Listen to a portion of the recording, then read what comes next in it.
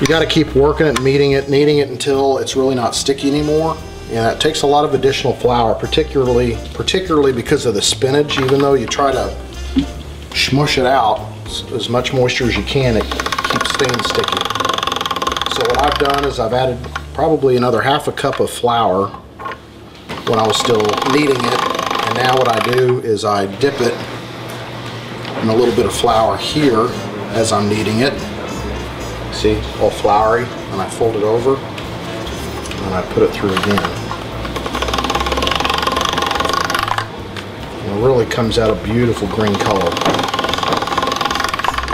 It's still a little sticky, so I'm going to give it just a little more flour. Just rub it on like that. And I'm going to go back to 3 as I doubled it over.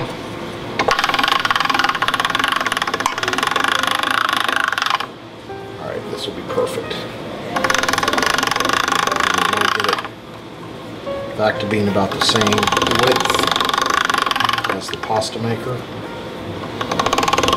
they're all kind of uniform. And we're going to go up to 5.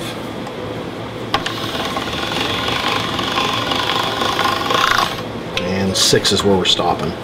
7's the thinnest. So you'll see it get really long now. You want to make sure you pull it out as it's going in, otherwise it'll get all balled up. And a big sheet of pasta looks like. Hope you can see that. We're hanging it over here to dry or to be ready for the cooking process. That's the next step. Now we're hanging the pasta.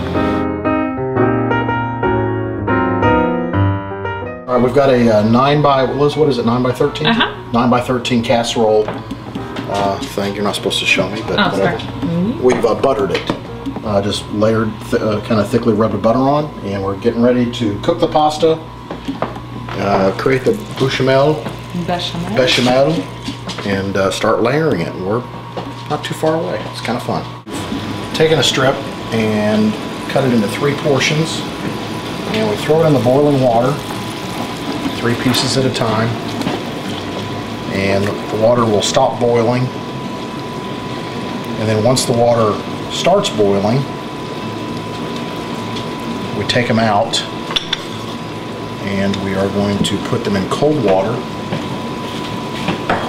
and then rinse them off briefly. Takes off some of the starch. We wait till it comes up to a full boil. This is a set we did just now to make sure we knew what the heck we were doing. And they're beautiful. They turn actually greener as they boil up, and they're pretty sturdy. I mean, they feel good. So anyway. Alright, so here's the process. Take one out. Oh, actually, 2 utensils to take them out. Plunge it.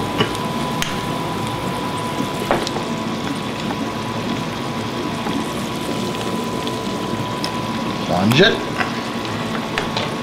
That's cold water. Not ice water, just cold water. It stops the cooking process. If you overcook them, it turns into mush when you actually bake the lasagna. So Liz was doing this job, but now she's on the camera. So we turn the water on. Demoted or promoted? I think it was, you do whatever you want to do. I think it was a promotion, actually. You're the boss. Kind of slimy. So they do feel a little slimy. It's alright. It's good eats. And we just rub it down a little bit. And then we take it. You sling water across your kitchen floor. Yep, no big deal, because I'm mopping the floor tonight. That's right, he is. Or tomorrow. Tonight. Just rinse them off. A lot of steps to this. I mean, when I looked at the recipe the first time, I thought, no big deal.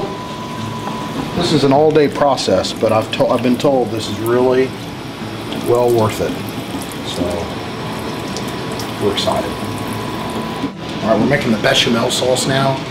It's just a flour, milk, butter, thickening agent that's used to bind together the lasagna. So we're going to start off with 2 cups of milk over here that we're bringing to boil, or close to boil. And now we're going to melt 4 tablespoons of butter, and we'll be right back.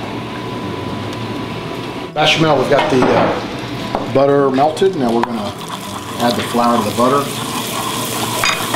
We're going to cook this down until it's all incorporated, but you do not want the flour to turn brown or any color besides what it is. You don't want to create a roux.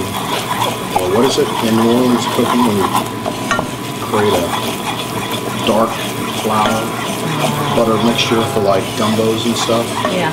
Anyway, you don't want to do that. So,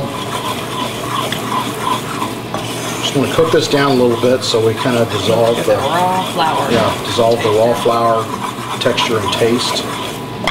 But we do not want it to start turning gold. Just a minute or 2. I think we're there. What do you think, Liz? We're going to start adding the hot milk.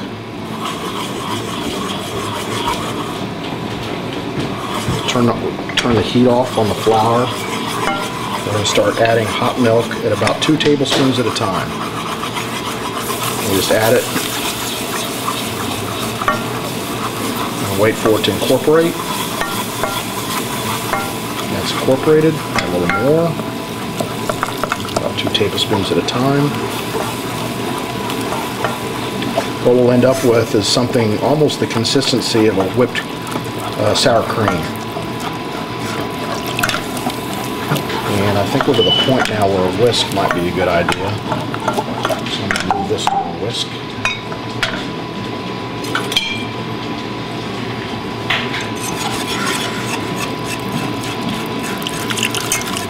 We'll just keep adding it.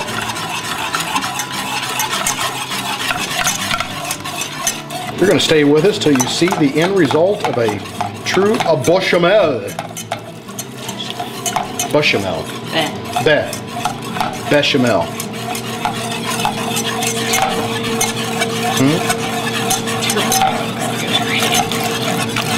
Oops.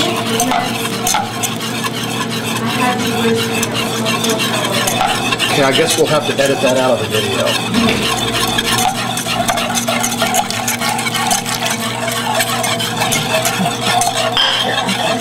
Okay. Oh my Lord. We're going to turn the heat back on to low.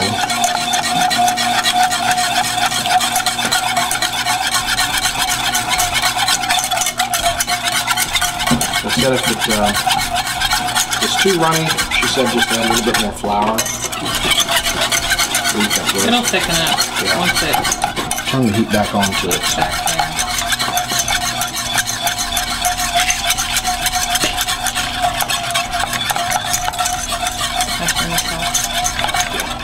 Alright, and now we are adding roughly a 1/4 teaspoon of kosher salt. We're going to try to bring this up, we are going to bring this up to a boil, which will continue thickening in a little bit, and we'll be ready to assemble our lasagna.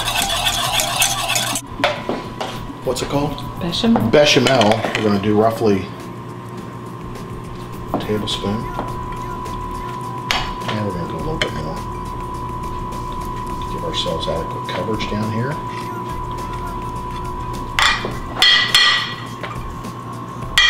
Alright, we've got that. And then we take the bechamel and we're going to add it to the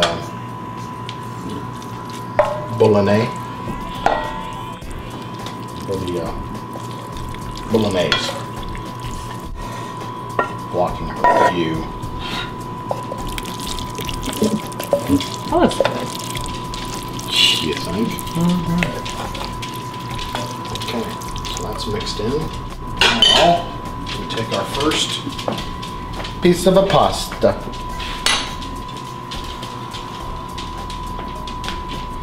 We're going to start layering it. And we don't want them to overlap too much, so we're going to have to carve various pieces so they fit the puzzle perfectly. Because if you have too much overlap, nice. You don't seem prepared.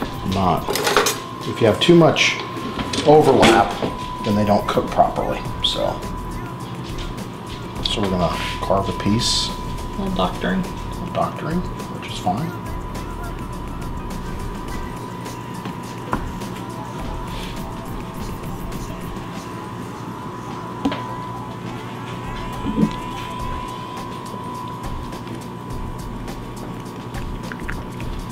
do you think, Liz? Looks good. So you're gonna have to do about, let's see, you have to do thin layers of that meat then. Mm-hmm. Because you have they talk about 6 layers, but we'll do it, and we'll do as many layers as we think we can. Okay. I don't think we have to. Yeah, they talk about it being a very delicate. At least 6.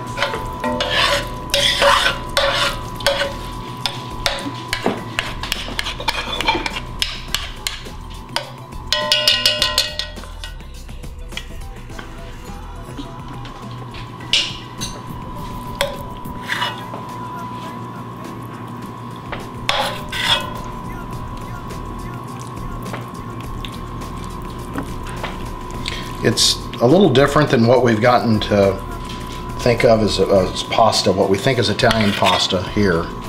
Oops.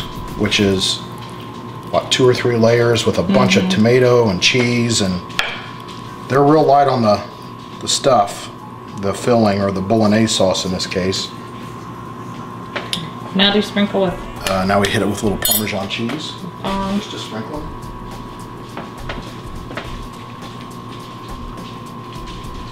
Freshly grated? Yep, freshly grated, thanks to my wife, who rocks. And now we'll put on another layer. Another grunt work around here. Yep. Rinse some noodles. Rinse some noodles. Cleaning dishes. I do my share. So you probably, Camera work. folks are probably bored watching This is boring. this stuff. So we'll show you after a few layers. Yep.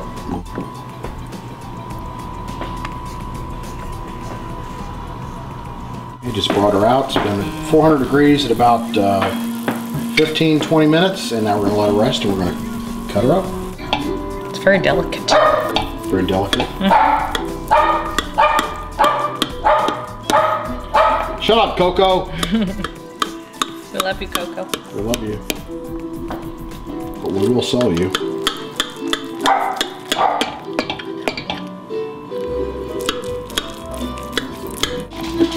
Here we go. Oh my gosh, look at that. Look at those layers. Oh my gosh.